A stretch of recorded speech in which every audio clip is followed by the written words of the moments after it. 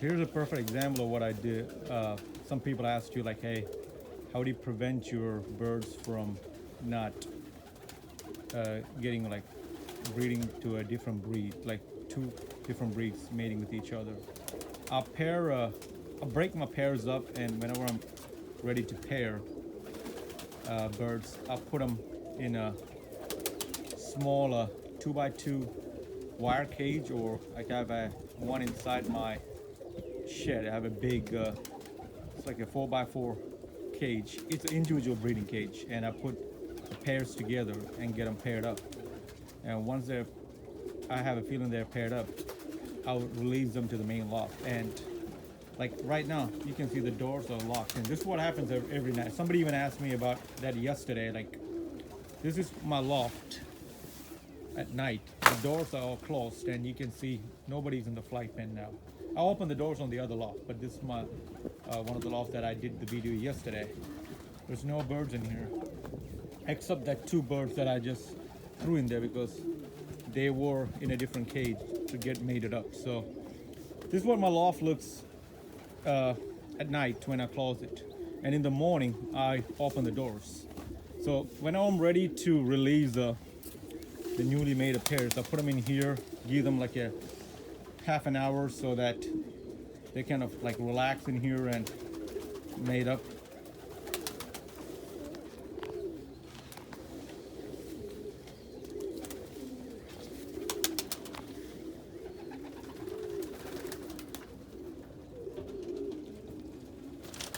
So you can see like birds are ready to get out. It's about time. I haven't opened the loft.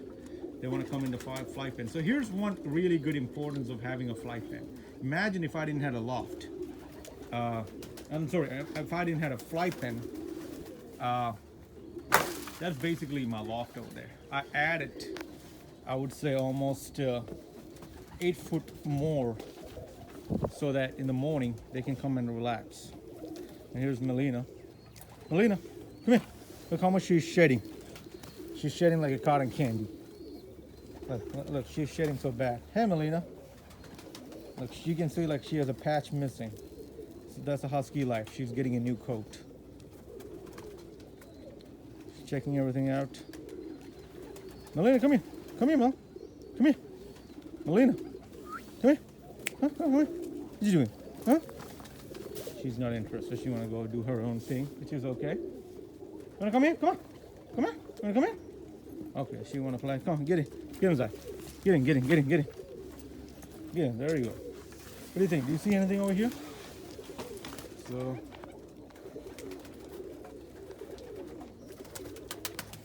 Melinda checking everything out to make sure.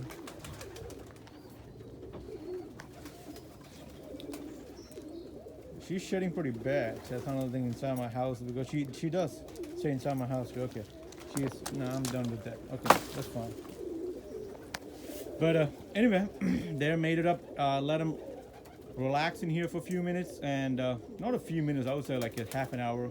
They'll mate up again in here, and then I'll let the birds in the other loft out so that would even, when they hear other birds making noise, that will get them kind of a little bit pumped up and make sure they mate again.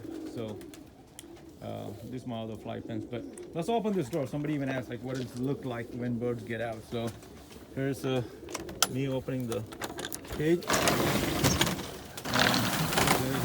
Here's the view. Here's the view for everybody. Everyone coming out. It's a daily thing. It's a treat to watch. Everybody coming out. And some of the hens that are sitting on eggs and all, they would hold their poop till they get out and poop. So some of them will be pooping right now. And that's a good trait because I rather have the birds, poop outside, but not everybody does that. And my water is outside, so a lot of them will be coming out to drink water. They might be thirsty.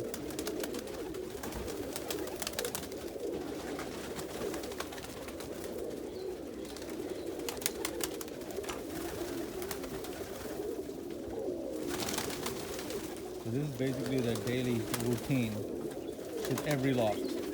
I usually try to open the loft right around, I would say, 7 o'clock, 7:15 in the morning. Today I have done this late. Uh, so they're used to a time frame and they want to get out by that time.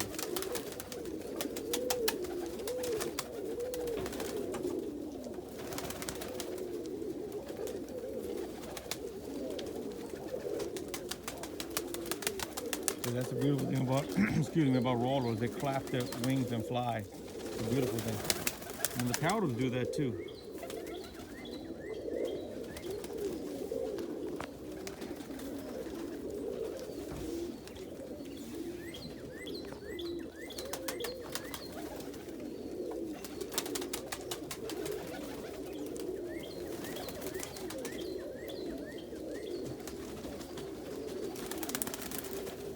And I think I want to bring this yesterday Rose Spuru Photography. I hope I pronounced the name right. Asked me about this almond Indian fantail hen. Like her head is nodding. It's a pilot almond hen. She's one of my breeders. She was nodding her head left and right. He made that. He said a comment. Yeah, this happens when you breed almonds, especially when you have dilute almonds. But almond itself is a complicated breed. It's not that easy to work with. It's a kind of a delicate breed. Then you add dilute to it too, it makes it a little more complicated. So I don't really encourage breeding dilute with almond, but they make beautiful color. The dilute almonds are so beautiful. I have some dilute almond homers too. So they sometimes have a problem where some have vision problems where they cannot see well, and the others have like some kind of nervous problem where the head kind of nods like that. But she's one of my breeders. I raised several babies out of her. She doesn't have no disease or anything like that. That is just a genetic problems when you breed almonds. Sometimes you do the same thing with some dominant opals, but it's a common thing in the Ballas gene too. So I thought maybe take a moment and explain that. I have one more almond hen just like that. They both have really good structure, like their head shape and everything is really nice. She's ready to mate. Just want to bring that up, but you can see some of them are feeding babies and also.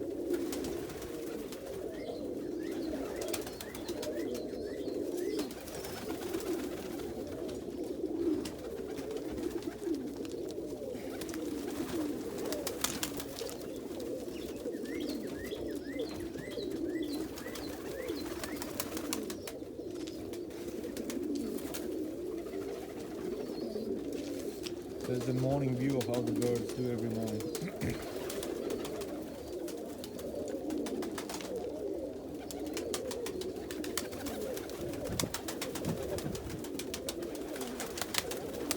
And somebody asked me why do I trim the tails on the Indian fantail, because you can see how the fantails have a big tail, and if they try to mate, the hen and cockbirds, and when they try to mate with their big tail, sometimes they might not get to the point of contact properly.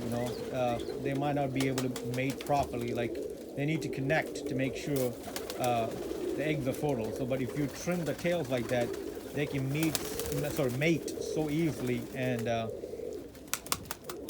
it increases the fertility. So that's the reason I trim the tails. Some people just trim on the sides and leave the middle part up. It looks so weird, so I just rather cut the entire tail when I'm breeding them. Look, this is a newly mated couple. He's chasing her, make sure he doesn't lose that. You want to keep an eye on him, make sure that he doesn't lose her, because there are so many birds in here. So looks like they made it up, and he's kind of driving her. So that's a good sign. And I didn't trim the tail on that one because his female's tail was trimmed, and I wasn't expecting them to her to lay eggs straight away, but she laid eggs. So I'm gonna wait till how the eggs turn out, and then hopefully they're fertile. If they're not fertile, I will throw it away, and then I will trim the tails. And his tail was trimmed and it's slowly growing back. It's a nice bird that I raised. All like majority of the birds in here, I raised them. I don't have like initially I did buy birds from other people, but most of the birds in here right now are strictly birds that I've raised over generations and I kept. So this Indian fantail kite cockbird will be a good mate for that one almond hen that Ross Peru yesterday commented about. So I might mate them together because he's kites and that'll be a good combination for her. So I might put them together today or tomorrow.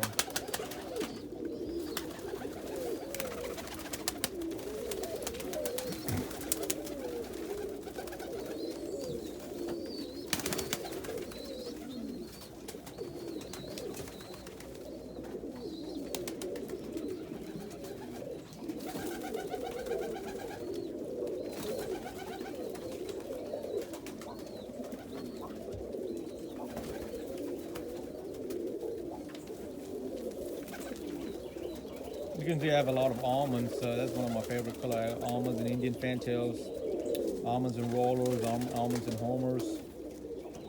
It's a beautiful color. And again, this was the young bird that I was referring to yesterday in the video. You can see the tail is slowly growing back.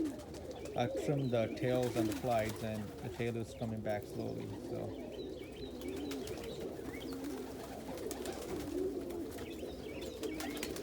But tomorrow the plan is to clean the loft, and I will do a video of what I do to clean, like what all things I use to clean and what precautions you need to take while cleaning the loft. So I'll do that video tomorrow for that.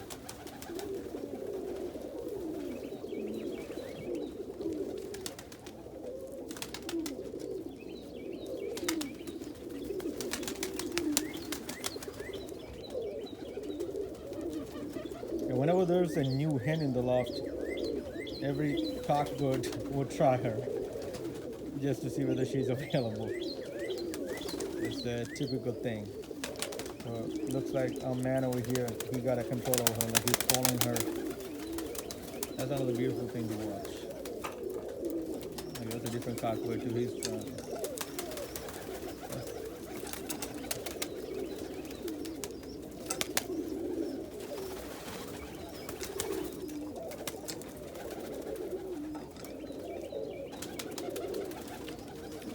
And somebody asked me, like, do I clean all lofts at the same time? I try to, depending upon my time. I might do one at a time. But it's a beautiful thing to watch after you clean the loft. It's like, oh, it looks so clean and you look so happy. But give it a week, it will be back to, with shits and everything, and it looks so different. But hey, but you gotta clean your loft. I try to clean my loft at least every 3 or 4 months, but depending upon like winter, like temperature wise, that's the only thing. I mean, I will make time definitely to clean my loft, but if it's too cold, I would sometimes try to.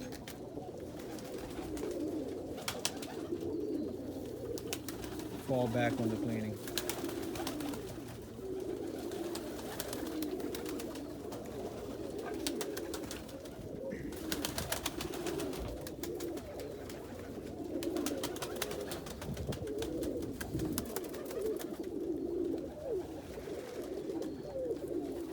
Again, that young bird talking about the tail growing back.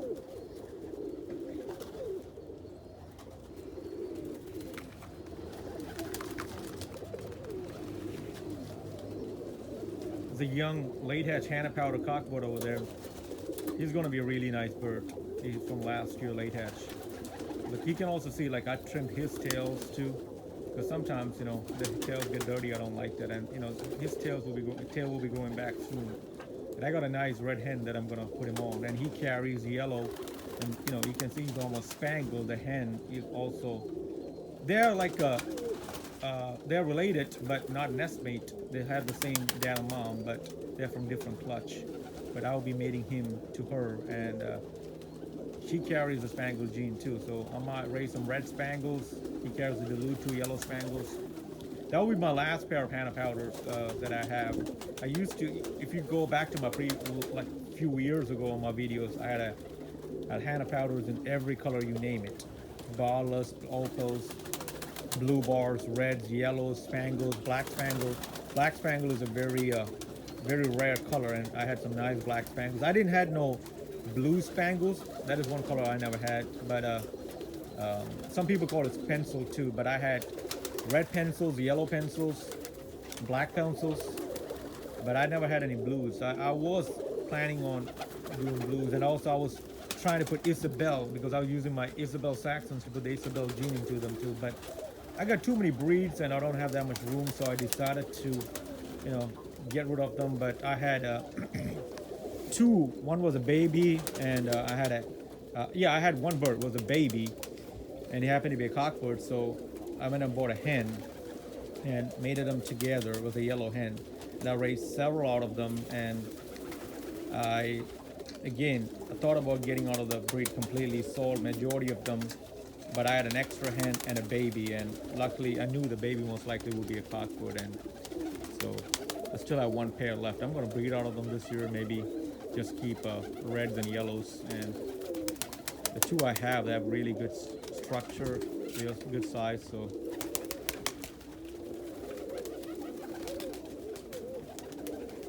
here's the morning routine. Everybody's excited, and that's a beautiful thing about when the weather gets so warm. Everyone is excited and a lot of action going on.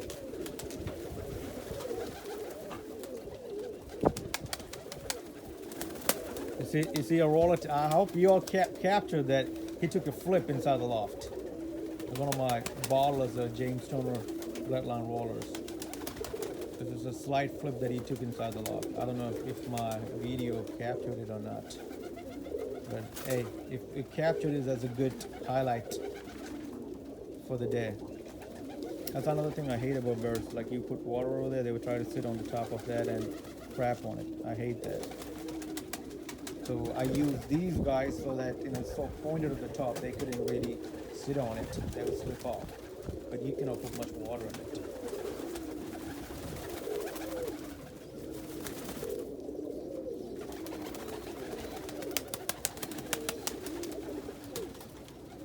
The Mookhees also clap their wings when they fly.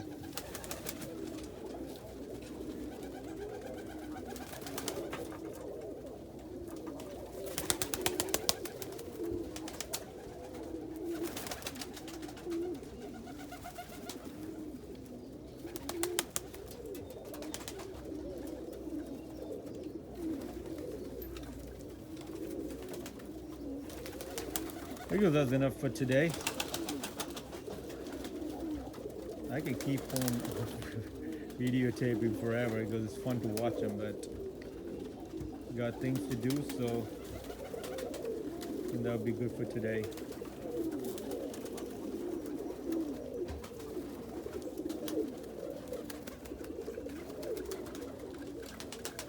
You can see like there are spots over here on the, like I'm missing. That is when, you know, you need to add more gravel because you step on them, and the gravel goes down, the birds walk on them too. So it's time to add more gravel.